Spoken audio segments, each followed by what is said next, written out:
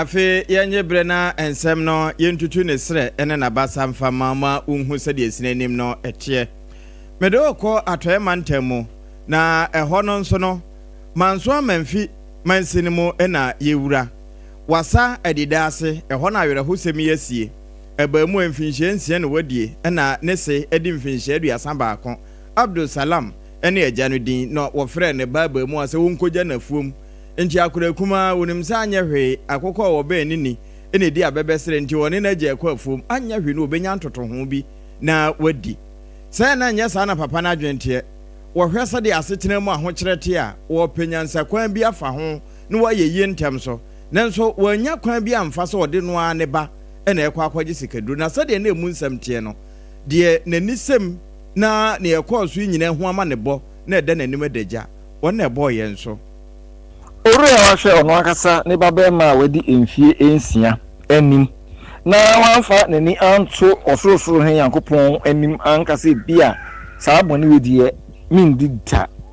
meti ahokyiri mu no wanigie mu miame yefono ba de me fatikan ento ne mene entwa ne mene anase metwa ne ti afiro de din ene Abdul Salam wadi emfie aduasa baako 31 years a oyekuani ewokura ede manso edidase en ewo manso amenfi mensin ewo atoye mantema chese orei dia ko ba ne se anopa na ofre ne ba demi se onkonkogya no afuom akoda awodi emfie nsia omo akohyemu agya Salam Abdul ena wabefi to bedu fie ni bisanse na ne baba ma ewo he ana oso mene na ekoe na okachem se obefi tibegya no akwantinfi mo so obefi nti wi ni se wabefi na butu afose de api o mefi ti onum na o se omo de koto aposifo enim se womo ba no wayera so ati wo ho agu eye nrum ho afum kwam ho abomode anantia enom koto se akodana agya Abdul Salam etne ko ye no liti eni ho ye chanity ne naimi no so yetitwa ena ye gya ne konfensen no ede ato ewrem edawti nam so ema wo mo eche Abdul Salam atoto na no ebisa no nia enam so ntia ne ba emuwa na o sha se obeka no kre se eyampa obi ekire no babia okwa obeyi sika na otumdi aba ne bra ama otumi afia ho chiri ene atete ne hawa ofimu no anu nti ogitu mu yese ansa na bitumi adi agye se ode obaba ma no ne ti ene ne nan eba ode ba ye be edi ama eno de na nanisem yama ne boni no ene to nsemi efri wasadi dase manso amanfi mansinimo wato yamantemo edemaye Yerika seboni kopiemu wo fifi mantemo na Gomwa East mensin emo ko ba kwa ya fro dabani eho ne yegine na arehosem wo fi wo ba ne se yese fulani ni bi jase wa na adwen so de kro no a na obedidi hu kakrakra eduada wo bra enumre nonkron abo a eno wo so wo kwa akobokrani na ode aba bedidi na yeso wo koye a wo ko mo ba mani vendor bi ho ena e kwa akobo sa kro no na fofi anto atama mebu na wo ho na wo mu hu ne plan no ena wo mu to shed so wo mo bo ne pa na e wo sanse mu nti no yenkwa homa ne so na ne ye ne yense ntwani obutu fifi mantemo kwakwa de ba entwetwe nkomo emfa kwakwa utimi nka ma han meni aba mejo so yo boye nchemu e no ade ne siye meni aba meda wase edewa be piemu ewo eyen finfiri mantemu ekuro bia ye fe no eye dabeni na dabeni no ewo kura ewo Gomwa East mensin mu ufiri eye kaswa ubi omutu breku Gomwa koti budiata na uko dabeni na wedu eye dominance potin na chese wedu eye woni bandasa ne ho enna menewo kase no fulani fo makoma mienu ekoto she mobile money vendor abaiwa nimfinhia no edru beye 30 years mo ho eko nendra na du beye no nkron 9 o'clock ebo ye no ena mrantie mienu amane bonu kire mo se wo mo ko mobile money vendor na nchen so mo be use kan again say on the wapon in fact we close in account and be be into use kan ema omo enti on the okofie enti ono ena chese mrantie no wono kra de no nim so mo ye mienu into pie na okon abrante baako egyina n'akyi nti ɔlɔki ne container na kyerɛ baako sɔ ne baage ne mu ɛwɔ n'akyi kyerɛ sɛ ɔtwe baage no ɛna otie mu sɛ ade baage no ɔsan sɛ ɔtintie mu no ɛna kyerɛ sɛ ne ogyina n'anim no na ɔne ne di nkɔmmɔ yi na agye ne fi nea ɛkɔ so no na kyerɛ sɛ ɔno deɛ ohun sɛ nkurɔfoɔ ɛba no dwane yɛ nti ɛbɛrɛ a ɔrekɔ no na polisi ne baako nso ɛretaadeɛ wɔ ɛkwan nkyɛn wɔ nante ohun sɛ amanfoɔ ɛnkyɛnkyɛn mu sabea ɔgya yɛ ahwɛ nti yɛne abayewa no twetwe nkɔmmɔ no ɔkyerɛ mu sɛ sika ne gu ne baage no mu no bɛyɛ 30,000 Ghana cedis ɛyɛ nka ne sika no 300 million ɛkɔ ɛno na ne gu ne baage no mu a samre yɛ me no kasa deɛ ɛfofi ato atɛ ne deɛ odwale abam ne nsa ka ne baage a kurɔmfoɔ no deɛ yɛnkye ɔmo na Gomua Budiata ne Gomua East mensi ni mu no efiri ɛyɛ Gomua Koti ɛkɔpem ayɛ ɔkyerɛ kɔ no me nuaba akrɔmfoɔ a ɛnam kwan ne sɛ na nyɛ asɛm ketewa wɔn bɛ nyinaa wɔn bɛbɔ korɔ no a wɔn bɛbɔ korɔ no a wɔn kɔ polisifoɔ ɛnni akadeɛ kampo sometimes wɔn nam kwan ne so wɔbɛn sɛ wɔn pia polisifoɔ ka wɔn sɛ kyerɛ sɛ ɛnya problem esi baabi ahomtee ɛna kyerɛ sɛ akrɔmfoɔ no so afa do nya wɔn de wɛ nkɔkɔ Kronoa na wɔn ɛbɔ nanu onion market wɔn kɔ so hyɛ maamefoɔ no so ewia wɔn fɛnfɛn mu ne adeɛ polisifoɔ ni akadeɛ a wɔn de yɛ adwuma nkyɛndura da sɛn yɛ ekurumafoɔ na ankɛkyɛ sɛ wabɛwia abayewa no ɔde kɔkɔa ɛyɛ asɛm ketewa nti wei ɛyɛ adesrɛdeɛ a yɛfa akonnwa so ɛde ato ɛyɛ polisi mpanyinfoɔ n'anim sɛ wɔn provide logistics ɛnfa ma Gomua East district police command no na wɔn ɛyɛ adwuma especially Gomua dominance police command ɛne mmea ahodoɔ aka no na ɔmo ntumi ɛnyɛ adwuma no ntubisa yɛ ne kyerɛ sɛ amanebɔ a efiri Gomua dameni ɛba no no mo yɛda ase papaapa kofi adema kwakwaduma ɛyɛ yɛn nsɛntwerɛni a obutu mfimfini mantɛmɔ na amanebɔ ɛne ɛkɔtie yɛ no Ghana ban adiatu jaya watcher sen ye front sa Ghana Investment Promotion Center GIPC bill no and a year 24-hour economy authority bill nyame ya dum abekwa kopie mu o ma Ghana mro sebe dwefie na mro sebe dwafo wan ma tena se so adwene ewie kyere wan ma gya tum no Ghana mampanyi no wan nsa ahyase ebra Ghana mampanyi Rojon Dramani Mahama wan Singapore man no kokohia ya na wan mu di nkomo ade afa adwadie mu na san koma otwetwen etumi kopie mu na mampanyi kyase wanu wakasa wo hwemu a ma Ghana no ye wakwan ya wodo ne mra ye faso na ye de to neoma o ma Ghana mu wose ne nyina no ne won ma ye nsakre kakra o mu a wo mo de baba hye sa Ghana Investment Promotion Center Act mu de baba kwamra hye dwafie no na aboa me ye neoma wodo bi e beto bia no han atumi atom na Ghana ye hunu ye sikasem no sene nani so pa esitie wo hye ne manfo nyina abo se wono ye Rojon Dramani Mahama te akonya so no wo ba ma Ghana no ankasa emu aye de titiriu ane ye dwadie mu afei wɔn nkrɔfoɔ maman so wɔn papa sɛ wɔde wɔn sika bɛsɔ Ghana adwadie mu nyinaa no saafo no nyinaa ɛba wɔn de anigye mapa ɛna bɛba san sɛ Ghana ankasa bɛyɛ akɔnɔ sɛ obi ɛbɛtumi de ne dwumadie aba ɛwɔ ma Ghana emu ɛnam so nkyɛn wɔhyɛ attorney general ɛno so ɔfo ɔhwɛ ma Ghana sika sɛ no sɛ ne kyerɛ yada saa bill yi mienu wɔn fa nkɔmrahyɛ bɛdwafi. We've amended our public procurement law and streamlined approvals under the Ghana Investment Promotion Center Act to provide fast and transparent pathways for investment. Under my leadership, Ghana will be a trusted, open, and reliable investment partner. To give effect to this vision, I've directed the Attorney General and the Minister of Finance to lay before Parliament two landmark bills: the revised GIPC bill and the legal framework establishing the 24-hour economy authority. In the revised act, we have included the most favored nation status, and I'm sure Singapore will qualify for MFN. Most favored nation treatment, fair and equitable treatment, and investment facilitation to make Ghana one of the most business-friendly destinations on the continent. These reforms are not just legal instruments, they are a statement of our commitment to building a dynamic, inclusive, and globally competitive economy. Na anwachiro no ana Ghana mampanyi baba to aswachiro mu se abana dwadie mu Ghana ye be aponomato.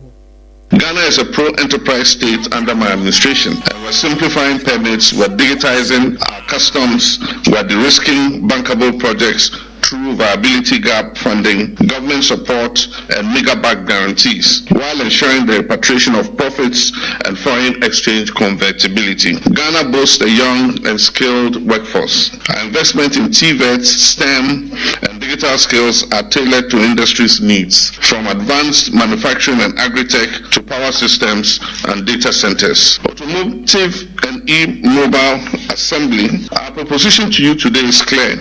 Ghana offers market access, a stable and reform-oriented environment, and a pipeline of bankable projects in manufacturing, agribusiness, and infrastructure, ready for investment with defined risk mitigation and credible partners. I was your way, Ghana Mampany, you're right, John Dramani, Maham.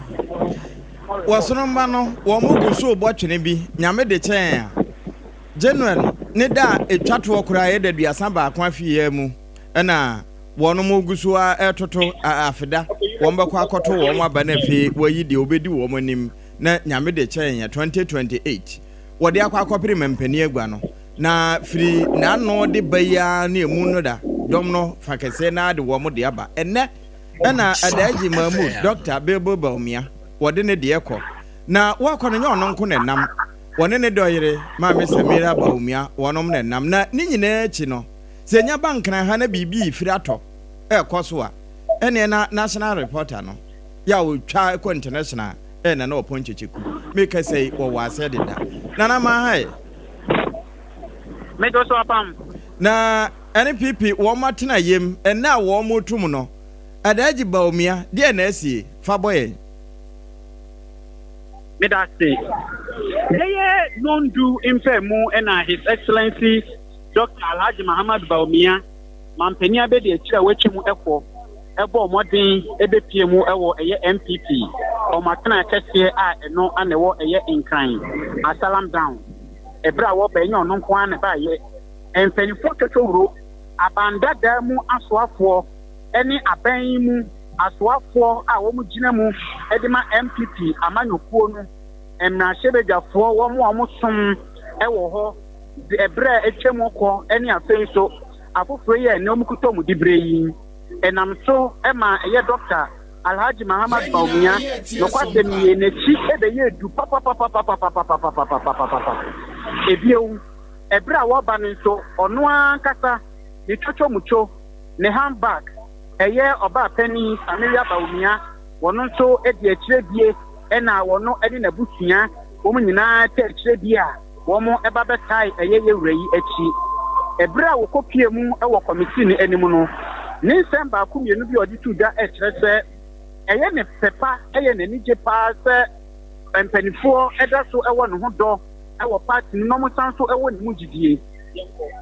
and ye share ne ekoso ebe ni nyina no a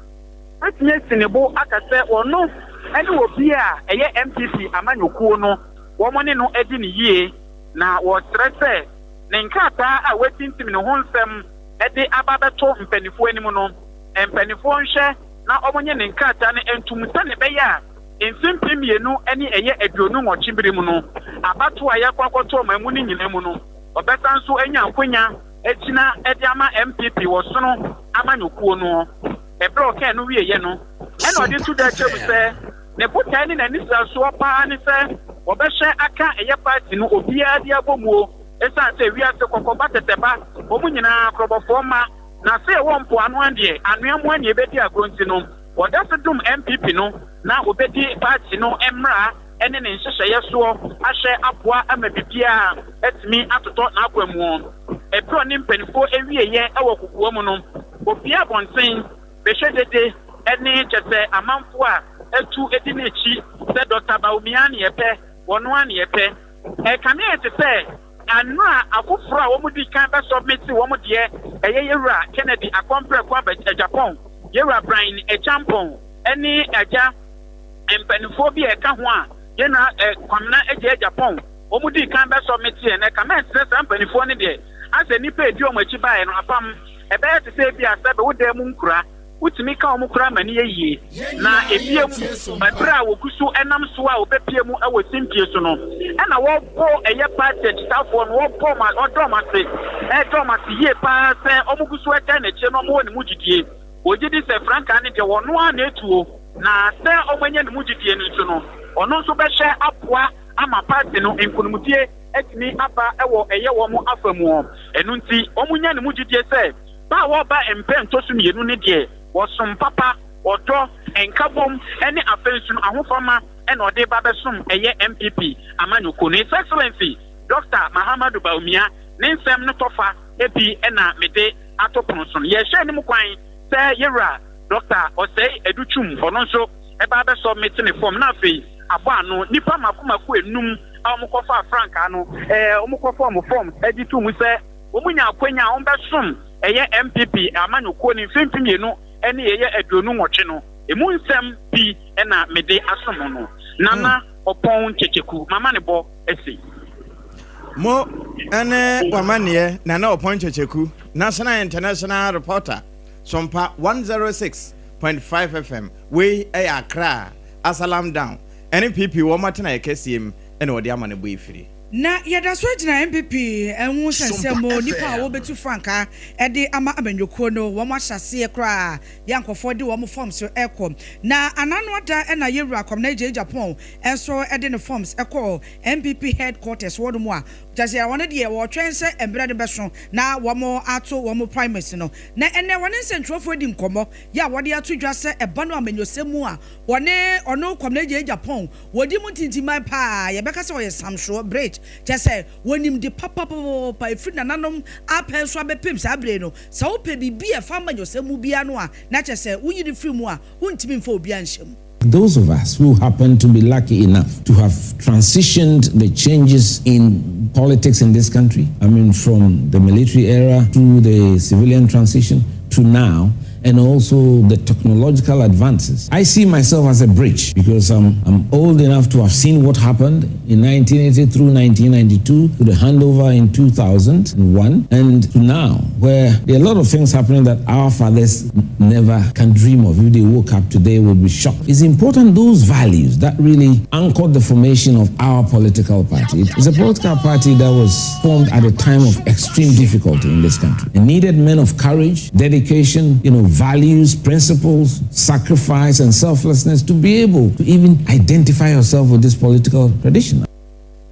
Arishma mani pokasa ye ra kwabna Japan wonu ne hwe ni mu kwan se MPP fo benya ne mugidie na cha se watu franka e de ama menyoko no wie ye no wa mananso wa wato aso chem se Ghana amanyosem no asengofo bi afa ne se ye sikasem wuwura mu amanyomu a na cha se sika no a woso wono wanyini nanso no sika de ye abo sika de wunya bi wo ho a ebo apa de bom no onse na mfa ne nkosi kasem sa yenkotie se ne ono so kafa. So it's never been about money. I'm worried that we are allowing money to rule us in this country. And hopefully I become president, I'll restore those values of service, sacrifice, and selflessness back to the party and to the society in general. It's absolutely vital that we do that. For the younger generation to learn something and be able to admire and say, look, I want to become a politician because you can have a fulfilled life without being fabulously rich. And anyway, when you grow up like I am now, okay, you realize I don't need that much money. Money is important, but I think it's not the overriding to make you happy. So that spirit of contentment that is missing. No, Arishma ni pokasa ye rakom na Japan wa wono ehwe ne bu kwan se MPP fo benya ne mugidie na chese Franka Tuni enkunya no watumi aba betena so. After your consent for more. Now you don't have more money that I said DVL, Womuku Hoboa, and then the shells from Kosokra, Sir Ancha driver's license, and now fee, who shamo pa no a number plate in Yatiano, woman than Sacrama pa a bababim. Now, Panu control for your driver and vehicle licensing authority, DVL, what I want man no, or Julius, new quatin a dear to J. Was a yammy at once a shannon to Muguswada, ya printing a deomu yadodwanwa. Now, one more shannon more can say, January a yet bosom in one yes more fimpimino and yet you no sans shelson queen abesasi. We could post a picture of Obiabetro. My license has not come. I've been giving extension. What's the problem? So I called the directors, asked them, what is the problem? Why are people have paid and they are not getting their license? They were not able to talk. So I invited them one-on-one. Now I said we're owing the supplier. And she has a franchise. So you cannot go back and go buy the things from Italy. So I invited the woman. And then she was like, Chief, if you are owing me, I want to come here, it's always fight. Nobody's going to pay me. I went down on my knees to beg the woman. I held her like a beg there, madam. You bring the things, we'll pay you. We'll go through the legal process. I'll let procurement do it. We are owing her so much. She said I should give her 1 month. I have printed over 400,000 licenses, 1.5 year backlog of licenses. We have difficulty somewhere. The difficulty we have is 2022 and 2023. We have some data that are problematic. So let me use this astute big platform to encourage everybody over 2022, 2023. Say, if you go there and our people ask you for recapturing, just go through the process. It is not your fault. It's our fault as DV, as an authority. So Ontia is for free. I was your way, Aya DVLA. Panya control for ya wadano, Yera Julius, New Kuti. Any yenya free no so a. Yenko na no de si wo reja ya sabia. Rafo ne oba bote. Na ekwawie ye no. Chese enhwemu de ebia koso pa. Na Yewra Jefferson wono nso akasa. We are Greater Accra Regional Chairman Edema Ghana Registered Nurses and Midwives Association Jefferson Asare and was say report na ba bontia ada edi se maame no nurse no bibia hanka no report no sabi sade no wo sika no enye no kure no hwe yenhwe ne ye esansa doctor bi di kan hwe no won na kire se wanya polyconstitution eno no kire se ba bia ye pem ye no ase ehwa ahono kakra anase ehwo no kura ehyehye no mo ne ehwo ade ansa na wie committee a wono mote ye no nso ko ye hwehwemu Dr. Lawrence Oforibuadu ede aba beto so se bibia se eni honim na yensusu ne yenhu kwan befa so aka no we besama besepa ene koni mahaban banimdifo ne banyansafo ena yetase no enti on the report no mo bia nka se bia eno no ebi kohye tokurum baabi ena wo mo de aba eye pefe nenso yenkari ne mienu. The diagnosis of the lady at the time was polycontusion. It simply means that there is a swelling, there is a redness, there is pain at the site of the hit. That is when you diagnose somebody of polycontusion. So that do they want to tell us that the doctor who did that diagnosis doesn't know what she is doing or he is doing? Is that what the committee is trying to tell us? Because the medical report is here. Did they get the medical report as a committee to understand what the doctor who saw the lady, the first hand person who saw the lady, sat with the lady, did a physical examination to diagnose? Did they see this report? When we have a problem, all I have been saying, we have systemic issues, and that is where we should even be looking at. If there is no X-ray machine at the ER, if there is no CT scan at the ER, if there is no MRI, do you even insult a nurse? Eno ya samwa na Chairman Edema Ghana Registered Nurses and Midwives Association Waka Yewra Jefferson Asare na wie no wose wonu ma wo madwena ye wo mo kesene no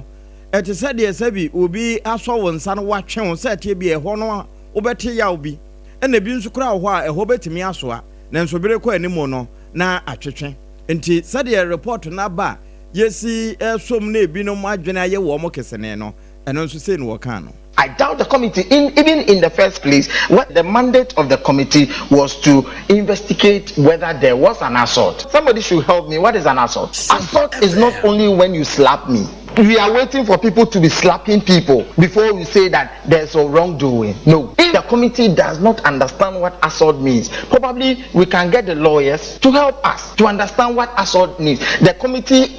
said that there was verbal what? And you think that is not an assault? And I should put on record that immediately you reduce dislocation, X-ray will not pick that. Is there no pain? Eno Yewra Jefferson Asare owura Jeffo no wono eneba Ghana Registered Nurses and Midwives Association wona ye wo mutitene ni enkra ha na ode sa nsemi tudwa.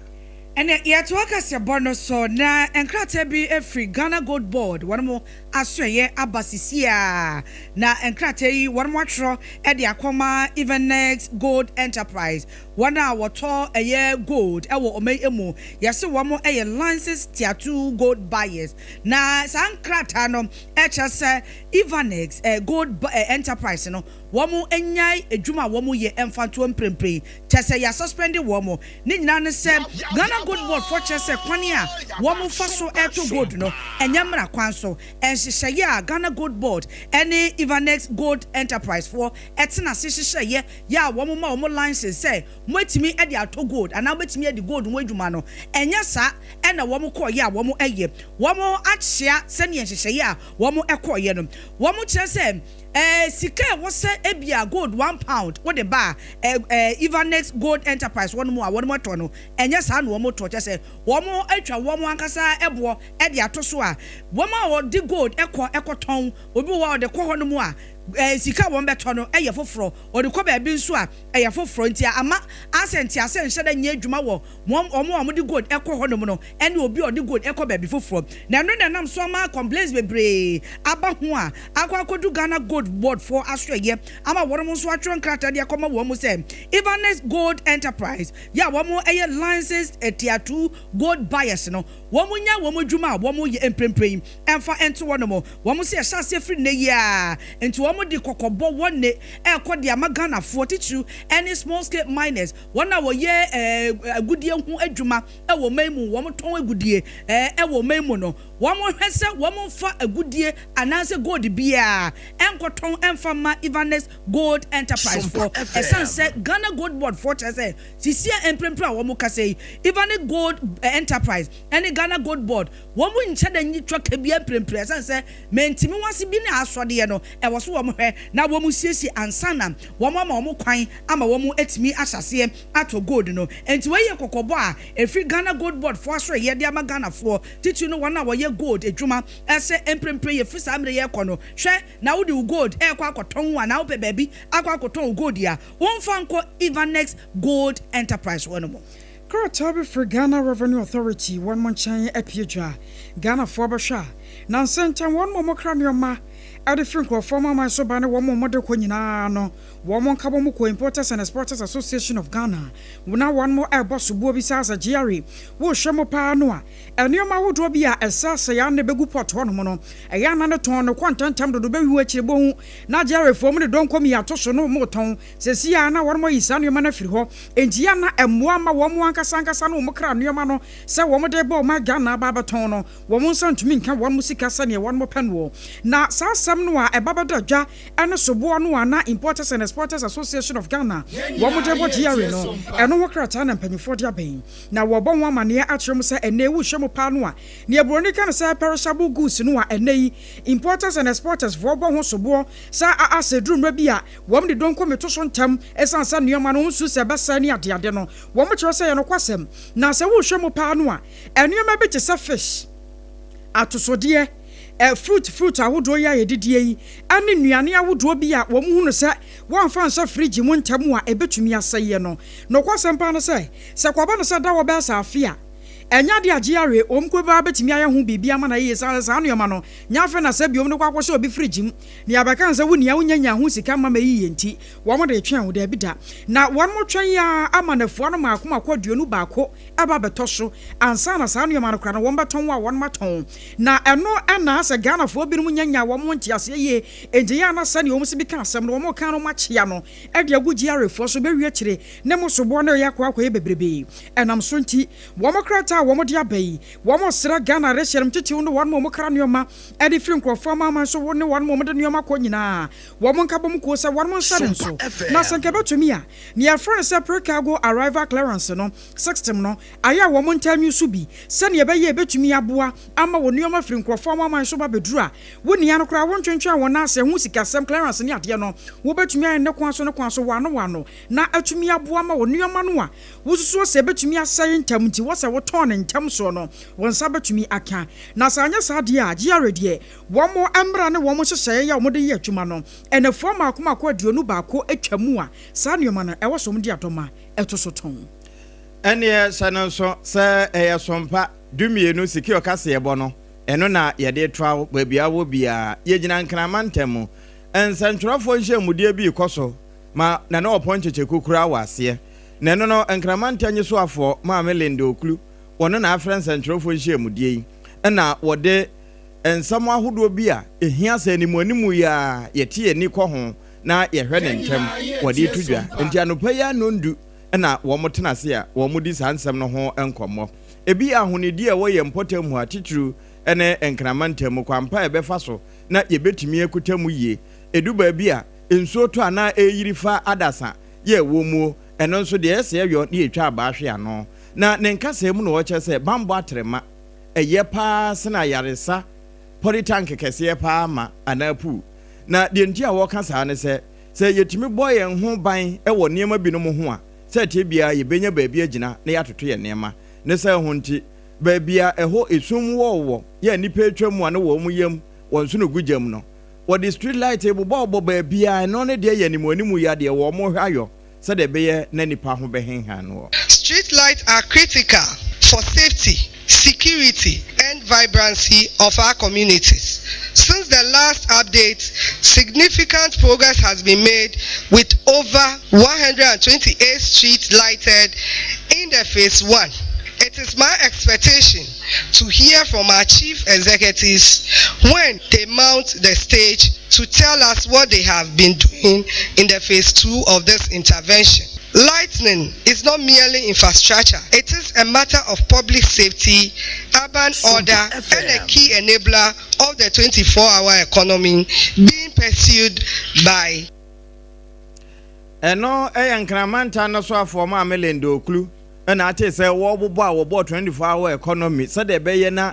sumu kura no ade asa na sɛ 24-hour economy so mfa so ɛba kanea bɛ hɔ ama wɔnya bie ɛno ɛna wɔne nsɛntwerɛfo hyɛ ne wabɔ so yi ana nneɛma pii no asesa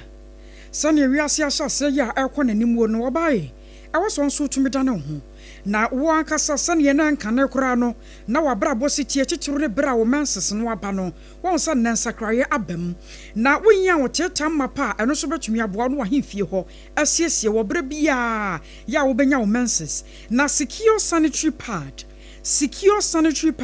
ɛno na ɔbaa bia ya wɔsi o menstrual cycle mu sɛ wo korɔ no wohia na wo betumi de abɔ ho ban na secure de no ne ntaban no kyerɛkyerɛ kama ɛwa emu nso bai enti wo bia wo flow no etumi containi sani odoma nko abɔ ade no wo ba bia no sani ne flow no sitie afei ye obi mu hɔ ma wo mu de ne ba ne nsa wo mu de ana pad no mu ntan hia dodo ye obi nso hɔ ma wo mu de ne ba num ye na anum so ene ye obi mu nso hɔ no mu a wo mu de na nson 7 good days no wo mu de ne ba enti saafo no de abra ne abra bia no obi mu kra timi yusu pad ba mienu ansa na ne bra no watumi atwa sansa no po bebo numero bebo ana won mo nso de ne kra ba ntantam pa no wo be change ne ho ba semprensa dako ansa na kyese nneoma no nyina betumi akwakogu na wanya secure sanitary pad a ebe boaw na flow na betumi achechi mogafin no eba ba ne nsufin nyina ade afiri ni padua no eba ha twene pa ene ye wo sanitary pad ne bi wo hono a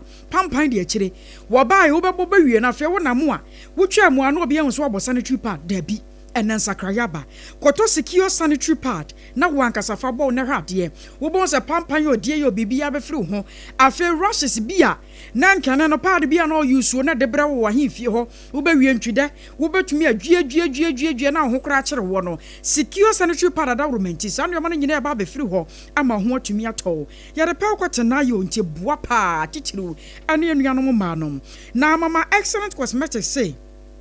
woko Ashanti Regional Edum PZ one mo to be kwada so exit taxi station one mo a order SOMPA pharmacy lane mo no mo enti enuanom senior high school for junior high school for mo nyina mo nsase nkoto bi enyame ya domo a edwo ada ne benada so nkoda na sase ya wo mo bi school to bi fama akoda no wo kwa anhye ne school bag na won fa nkɔ nanim ankogu ase 0243 862 158 0243 862 158 ene medewo ko time heba ne yakwakwagya ya sa yekopedro edupa ne andom ene meka se etidi ya de malaria no agye me so se time heba se time for ba ya kyeyie pa nanso no woman no said ye tia no so sanity yen sign Ghana for ye tum Food and Drugs Authority for ed almost stamp no so say di mayaw say yes say unya etidi ya de malaria obetimi anomo time de ye di twam o age ba bia aboso enti se wutie mi awie na wo dodo wugidi se etidi ya de na wo ye nya bomode na pe time 41 no na nonum kakra ase betu e de ama wontumi edidi ye de bona besu o wo de se wo mu a no wasoro so tia na tie eye time herbal mixture and afi wonam ya obi a general body pains and also wo ye bi no mu a ebetu ase e de ama ye wo time HH mixture and in the capsules me do for maka cho say nru mienu sa wo so bi hwe ye a bomode ya say wo be pe nru mienu na wanom e we se edwuma e bebo e de ama wo wodwonso be ma wo ti yaw e wo be menomo wo brand sana dwonso na ba e ba nso akokokokoko na chese etwa eyade betimi ahawo bomode appetime HH mixture and the capsules e boost immune system no wo komo ano e mani nya hode mapa etimi gina brane eye time HH mixture chese wonam yaw bia no so ebetu ase oba wo se wa yimfie ho no eye nsuo nkitinkiti bi gu na afre ne bia ensem fata eba yimfie oba ka che se wa dress no wa pia bonte na yimfie ho ne ma nkoyie de ne onya oba dress pia bonte na hie ase won so ne ma nkoyie no ene ye fra se oyo oba ti per time HH mixture nanom ondumu a fie wa yimfie wo nyina ebekọ ama honom etimi eyi ehwa kakra na no eso eda nchen a ebia ba ma wo jibi mo adwuma wo mpam chese wo de boss a na wai wo yere de bia wo sori na ne buafu e be busa se de na si ye nra da bi esan se wa mo adwuma ne yie ama nani anje eni nti wato graphic e na obi tifie no working kan e de ama wo obe ma menya sa per time HH mixture and then the capsules nanom na we se adwuma wo be bo no wonya de boss oba no obanyem so wonyem wo de boss a obanyem emanom emema so etimi enom Ghana how many more for nebe bia oko herbal shop pharmacy shop bia o de busa say o per time herbal mixture and really be and a time HH mixture and then the capsules no what mo ebe yi e de amount but mo de say we friend na otafrija AKOSUA AGYEIWAA e was 0244 417 669 0244 417 669 na what we mo ending komo kane no na se onya da sori free kete so a ansa na abebenja ho no na wafa okurawa na fe wakwa akohwie kukuo no mu de wo mu ne bi anom ye frɛ ne dudo ɛno sa na ɛbɔ ho ban efiri nyare wa hodo nyinaa ho nti ye ntwɛn nyare ansa ya no dudo no ɛyɛ ade abere bia diagnose yen nti yare na eba kura dudo no ne di kan si ano nti na ye immune booster ɛnɛ 2074 say tete atempo no ba bia kwampa ne da no ɛhɔ na wɔse ye fa na nya home ɛde amaye kra na ye nkwanda no de twede amponde adom yetimi adi ame ye betimi adi ame dia ene ne ye 2074 ana T74 noa na ne fe ye ewo ne sade toa no ho akono na uhu sade tie na anu achi uhwie bi nom na hu adwuma etimi wi a onua ubetutu mirika na wakwa akotu ede aba begu fie ho enti babia wo awutiemie se wo bono mantamu wo asante afa ho ana wo atoye atifi ana afo mfimfini ene nepuye nyina no wura baabi a yeto nro na busa 2074 ana T74 ebi ni ho a je ahomai na farmer store wura ne se wonfrɛ no wonyi bi nton esanse eno na ye adura ebetimi age adasa ama wo mo akwanti anyarewa we ya American Food and Drug Authority age atum enti se uhu se wani mo honhoro na se taatai ana wo de ne doctor akura ka che se wonya HIV kidney yare mrebuo mu de hepatitis a enna wo so no nom 0246 073 498 0246 073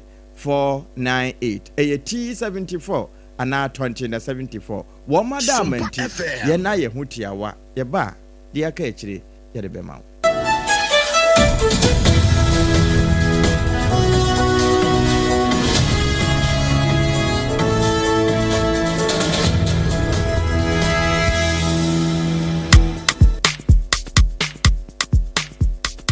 Kweku, minim se wa ye she. Me kra man nane. Now so ebony show ho a embaso. Manihon Sepeno.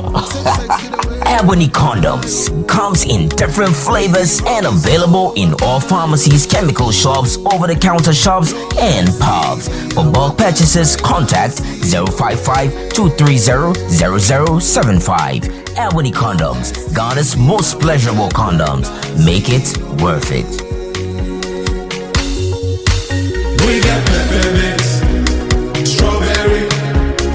vanilla, chocolate. We got peppermint, strawberry, vanilla, chocolate. It only the view is a condom. The condom only then it's not on, but don't support as a condom. Endpoint Homeopathy Clinic. Ghana had the obi enim say your prostate. Na baby omutibi ye screening ema huni ye etu asia. Na eye Endpoint Homeopathy Clinic. Anase eye kidney, eye liver problem. Wofa baby ena ajujuo. Na the friend premature ejaculation no a be maybe a woni wodofo akwakwehia. Ase wo di ne ho agro. Ase wo tonte. Ene ebra Endpoint Homeopathy Clinic. Na ye moa wo. Ema ne mema mo pa wo. Eye Endpoint Homeopathy Clinic. Wo mo demu fua. Yare bia infections bi ne wo ho. Anase bia wo hwa wofa baby na ajujuo. Kidney problem, prostate dear, and your Endpoint Homeopathy Clinic. Kumase ubehu Endpoint Homeopathy Clinic. Ewo kronoma boy here. And na Accra hanso so dear. Womu jinemu ankasa. Ewo Spinters baby friend share signboard no. Who do na ubusasa wo pe Endpoint Homeopathy Clinic. Obia ebetro. For Endpoint ewo 0244-867068 and 02742343321. Endpoint Homeopathy Clinic. Womu demu fu. Ewra me pacho bra na me hwa de wo bag. Bra aden enen so biem. Hey, time heba me hye ya me ka se yi ba kwin. Ani wayi me yensen. Bra, sanya time heba me hye esia gyimi ni me fiefo enya de abako ebeso yen. We de udi se ofa ni nyina. Time heba me hye me ka se me di one dance ya heaven ene de mekwa akopie. Enti se malaria we draw ne time heba mixture. Enye enunku o, de nanum ato a wontimi anidie no. Time heba mixture duro no ene ye ma wo. Oba a wafa afuro de wo ma akwada nofo. Ene akwada a woni mfie dumienu entimi num aduro yi bi. Se obeto aduro yi bi anoma, hwe se wakọ hospital anase lab ama yehu se wo atridie malaria yi bi ansa. Se upe time heba mixture enuro dudu atu a, fo ani kire KNG Herbal Center ewo Emrom Abidjan House. Ana ba akoso wo atonsu Monaco Junction. Eno echi ubenya bi atowo over the counter medicine sellers. Any herbal shop dodo na emu. Fre 0244-417669. Kayo, set time no TIME. Time Herbal Mixture. Afi malaria fever bi adani ziba ewo munu be tuako. FDA aji ejodi nkratu yi atu. Tonte. Yenum nsane efadwen. Ne efadwen mpa. Say na nanu nim se bre bi beba ama tonti na 74 opa ye ne simple. T74 abeye adru. Tonti na 74 ana T74 asa twe ya dwene esina nanom dodo so. Se de na dodo bua ma nanom enyare basabasa no saa na tonti na 74 ana T74 ebu anipadua no. Ema immune support enti obi onum bie no abre bia ne ho den. Tonti na 74 yi nso ya ye no se nsuo kokoro wa kama enti ba bia wonam bia obetimi de wade akọ. Samene wa anka fi na ekroyi eda no nko na wie ye wa bra mennom T74. Se mennom tonti na 74 menya hodin mennom ne da bia. T74 yi eye hahama ene ye de aye na DHC ena aframa na ye kama sa no. T74 ahoden ni apomuden ko a. Woko pharmacy ana ba bia to no bia ubenya tonti na 74 yi bia to. T74 yi enye ma oba wa fa afuro ana obi a o ma nufuo ana se obi a onya mfie dumienu. Etu phone 050-162-8931 and 0246-073-498. FDA agi ejedi nkratu yi atu.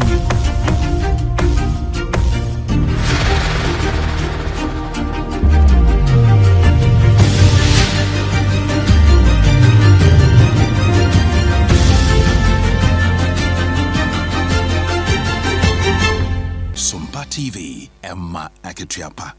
Adeshima ma yema mo akwa ba pramtwe kase boy e SOMPA 106.5 FM Accra and Augusi ya wutie ne yeto akase boy no eso na nyame ya domo abosume ye di yenu ya September abosume no ne de toso emienu cha se akwatia eho be huru se ya sanse ye kwa akwato aba na won mo eyi wo mo mra hye bedwani a oba bedi wo mo enimo na ewo bra sasemi electoral commission ene betu odwa no amenyoku mienu e wo mai mu NDC ne MPP wo mo sori ya wo wɔn ayi obi a wɔpɛ sɛ wɔn asi anamum ɛwɔ Ghana yɛmurakyɛ ebedwe fie na ɛno nam so ama yɛwura Baba Jamal wɔde ato dwa sɛ NDC foɔ na wɔnim sɛ nka fempi mmienu ne aduonu ɛnan 2024 nipa odi animu no ɔno ana ne nka wɔso wɔn de ne kɔ nanso no asɛ adwene sesai kakra akyɛseɛ no na wɔne wɔn anya adwene ya na ɛyɛ yɛwura Henry Boakye Yadom ɛna na nkɔ hwɛ anim kwan sɛ nkɔ bɛgyina mu nanso wɔse deɛ asi bia no wɔn deɛ wɔbɛka no sɛ asomdwe ɛna nyɛ adwuma wɔ NDC amanyɔkuo no mu. I was not in support of any elections during primaries. I was not in support. I thought that we should have maintained the status quo and go ahead to let the old candidates continue. But I think that other people thought otherwise. And we are in democracy, you understand? So the majority of the people will always carry the day, and so they carried the day. So now it is for us as NDC to work hard to confirm and consolidate a unity among our friends, our front. And I think that we are not doing badly in that direction. The two other candidates, Sanka and Okoyo, have always appeared on all platforms with our new candidate. And we are very hopeful that this positive signal sent to their various supporters will also inure to our benefit when it comes to the day of election. Arishmani Pokasa ye yira Baba Jamal.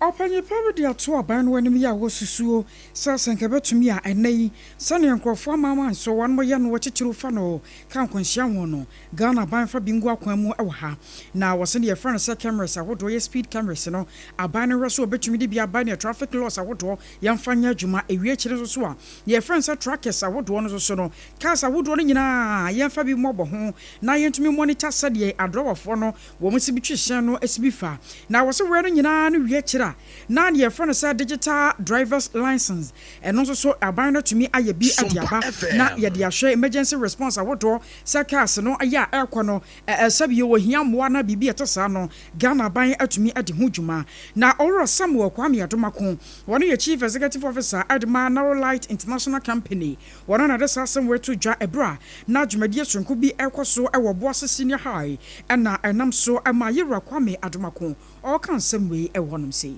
You're asking one of my how to use IT and technology to solve road accidents. I can tell you that there are some projects that are able to curb road accidents. When someone becomes tired, the person normally veered off the road. And so we have this project that we are even trying to link it with the car itself. So when the driver begins to sleep, it will slow the car down and then park the car so that it doesn't go off the road. We've done it and we are trying on it. Some of them, when you start sleeping, you start dozing, it will sound an alarm, then wakes you up so that you be aware. But the one that we are doing here, when you start dozing, it will slow the car down and then park it so that be any accident. The other one also has to do with when the car is over speeding. Let's say there's a car ahead of you. We have a system that we are going to mount on every car. And so when you are getting close to a car, they'll communicate with each other. It will never allow you to get to the next car. And so it will always create that distance between you and the car so that you never hit the car. So these are some of the things that will prevent road accidents. Na anwacho no yera Solomon Incho wano ana sajmedia sonkuya na ekoso ewo Boase Senior High and Technical Institute no na watano wano so de sei etoaso wo mu se ye kwan bebre nye me fa akra kuma se kwan ayem fa to ho be no so nkyere se ye ntimi mfa bibi wo abefo nimdie mu emfa embeboa ye betimi anya devices a e betimi amayehu anamuntuo ene se ne omo yusu ya kwan eyusi no obi wo ha ekwan onim se enye pa so mrika obekọ kwan ne so no sa mrika ne de sa oye ne ya ye hu ebe ekwan ne de enye migidi sa aban so be na afemu de bia so obe yesiesie kwan no but ontimi wie ye hwehwe se ye betimi de kwan foforo ba even owie kwan no kran na ebe stopping crofo ye omu yusu kwan yi abra omu yusu no kwan paso ye be build device yi ebe communicate speed and crofo ko ewa ni akwantimpom bia ye wo man yi mu kwan bia ye nam so bia no won speed limit enti biara onam kwan yi so ababru speed limit so no eto dan police for yi adese ye dru ho no mo de speed guns ye a kire ye cars ne so I was sure where you're Solomon Inch on your turn and kind of Jumadia Sonkwana Koso, I will boss a tech in one month. FM. And yeah, Jumadia no, Akasia Kosopa, and it's a mempenny, what in a probo and Nam Singapore, ni Japan, Yinano. Then penning for 29. So for her, Yensasi, a good year, ne 4 year old door, and so as one. Penny, wɔne penimpa wɔno na yɛ namusini esi Europe aman no anamu ɛwɔ man mu owura Razali Echade wɔn di ahyia na wɔn mu nhyia mu die mu no ɛna wɔn sinsanti ase nwoma bi ɛbɛdɔm aboa ma wɔn yi yɛtimba ahodo a yɛwɔ ɛwɔ yɛkwaye mu die nti a galamsefo ewura mu mpanimfo ani abere no ɛho dwa yɛne Europe aman no betumi adi ɛwɔm sɛ yɛ nneɛma no binom te sɛ timba etimi kɔdeɛ nanso asa dodoɔ na ɛfa ankora nsa so na ɛkɔ nti ɛfe na aban no ne Europe aman no adi nkutaho yie ama ɛno nso enye ntumu ayɛ adwuma enti nyame de kyɛ a wɔn aboya no ho ba sɛ bɔsome du ne de ɛtɔ so nwɔtwe koro no wɔn bɛhyɛ da pa ho ntoma kɛseɛ yɛ no deɛ sɛ yɛnya twa wawa sapele odum framo no wɔteɛ no mu a yɛfa ne nyinaa mahogany ne ka ho na yɛde akɔ Europe ama mu akɔtɔn anya broni sika pound yɛ mu eduru yɛ Europe nso euro ɛsɛn tuatoɔ ɛde aba ma ayɛ mfasoɔ ɛde ama ɔman yi na bra yɛwura Emmanuel Amakofi Boa wɔne mu hyia no wɔkyɛ sɛ wɔbɔ owura Echade Razali abaso pa esan sɛ woyi a ɛnɛ etimi aba mu no ɛnam ne nsa so ɛna ayɛ adwuma saa afei akɔ obi man so na Kenya man no mu ana abusua yɛdri wokɔ Kenya man no mu a arewosam yɛ a asie ɛwɔ hɔ no ano ɛden pa ne nyina no yɛ sɛ owura bi a wɔnyɛ mfinhyia no bɛsɛ aduasa ɛso ade korɔ ɛna ne yere kora pemfo yɛ a wɔgye na awo kyɛ sɛ wakum ɔbaa no ama ne ba abamu a wɔno nso nyɛ mfinhyia no mmiɛnsa wakum akɔdaa no ɛnso de aka ho na owieyɛ no ɔsɛ daabi sani ayɛ no de ahwa aposifo ba bɛkye no enti wɔso no so kana no aduro ɛna ɔfa aduro sɛ wɔnom na wɔnom no wɔanwu awie ɛna aposifo ba bɛdoa no a sɛ bro wa yaresabea yɛ aposifo so gyina no so ɛntenten na wɔnom kyerɛm sɛ Kenya man no ba sɛ emfie be num wakyerɛ nie no sɛ awuwo we mese makumekunu we se makumeyere no ɛyade a ɛkɔ so paa na wɔmanfo pi no ade asɛde brofaka sɛ be kan sɛ depression no sɛ ɛno na titiro no a ɛha mɛma wɔm wɔ kuro no so ebi so de akɔ gyina broken heart enti so oba no tete ne kakra bia na sɛ wo so gye oba no kora nkwa ɛrefi ne nsɛm wo kyira na wɔko no ho de aka ho na sɛne owura yi de akwakoye no ɛna ɔmo kyerɛ sɛ sɛne papa no no ɔte no wɔno akora na brabɔ no na akwakoye sɛ wɔn pɛne ho asɛm wɔn kana asɛm nkyerɛ wɔ bi enti bere kɔ ba saa ya wɔn mo kyeyɛ sɛ wɔkum ne yere akum ne ba ba mu a wɔnyɛ mfinhyia ne miɛnsa ewi akyira waka na no adura wɔn de nyame adom so da so te ase ne mom wanguo no na sɛ akwakoye ara ho sɛm ye paa aka ho bia ma Kenya man no de aba sɛ wɔn de hyehyɛ ma pai ba begu akwam sansa no ya yɛ den ɛnɛ makunwe wɔ kyena makunwe no ɛyɛ akɔso paa ɛwɔ Kenya man no mu a ɛwɔ sɛ ne kyena yata aban no hwɛ no de yie atu yie wɛso ne yɛ kyena na yɛ de nsɛm ne nyina ɛsie na fa na do afidie na to ha ana nsɛm a yɛ de bae no de di mu akoten no ebini Enkramantan so afọ ma melendo kula yɛ nsɛnkyerɛfo nhyia mu na wɔse baabi esum mo bia no ɛhɔ yɛ han na yekopie mu odabe ni ye no ewo gomwa istimensi ni mu emfimfi mantemo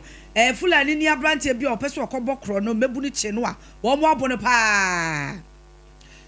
sanso ana Ghana ban adiaba sa nyame ya domu a GIPC bill no ekokopie mrɔhyeredwafie na wɔnom adwendwene ho ene Alhaji Mahmoud Baumia wɔde ne form sokɔ sɛ flag bearership position ɛwɔ NPP amanyokom wɔkɔ akɔpiribie na yewra kɔbneje Japan so kyerɛ sɛ ɛba na manyosemu a ɛnsɛ sɛ NPP amanyoko no kura yi ne sin kyerɛ sɛ asɛ onim de pa ɛwɔ mu DVL for diaba ya wɔn mo kyerɛ mu sɛ driver's license no nyame ya to mu a general bosome ɛna foforɔ kora wɔn de ba no ɛbɛhyɛ aseɛ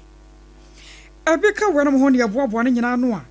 ana wiensu yɛde ɛbaba so mo na hyɛ nso sɛ kasebo yi ɛfa SOMPA 93.1 asante mantem kopo kumase ayiko wɔnom ɛfa bi ɛwɔ 100.9 kumase kro no a adamfo pa radio Paris France abochima mu ana fe takwa 101.1 takwade ɛyɛ 103.3 wɔkɔ tachimana 106.1 wɔmanfo yɛ wɔnom ɛfa kasebo yi abi so nyane yɛ 98.9 enkranza 90.7 Sebon Fabi ewo doma SOMPA 101.3 na ye dam ya anya semketo ma kingdom ewo mankesim eno so 106.1 decoder na so no chini radio nyina no madawro manchini ya nam so SOMPA 106.5 Facebook ni yetamu live ano ye SOMPA 106.5 ena nsam nyina no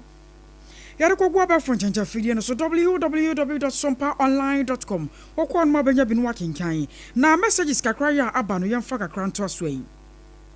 Piaga die ne wase mahama. Jaza woni ade papa bia de boa Ghana maye onje 2028 NDC yanko emfantia won ma fe shama ba enso die nie. Eno se nyi mu pa nie na anche International Serial Callers Association gurus no won ba sha se hand over edi amasi kuma ketan kwadwo krom constituency eno kire say menshadante ase na Kwamensa Pillar 2 wono so adie nie no se AK give Baumi another chance na wo show yi live eye SOMPA kase no efri akwatia wono Solomon asomadu ochia ne ye Master Planner Junior eno se Dr. Baumi wa kire pa se nyame ni waboa no ho se NPP amanyoko no obedi wo mo be konkunimdie mu ye dase ye Kwamensa wo de no do sododo Master Planner so sa twira na matwiro ne bebrebe na mode abanta ma afoforo de na kwaka akiri abusua waso ne yegina ye de nsam ne nyina esi ye de yabetena second kan nsam yi adema wo no ayeme AKOSUA AGYEIWAA kwode boaten mene triple A man ejapia APAM DADAA ena obaapa nana ya keche yekwei mobro wasem eyo biasem eto aso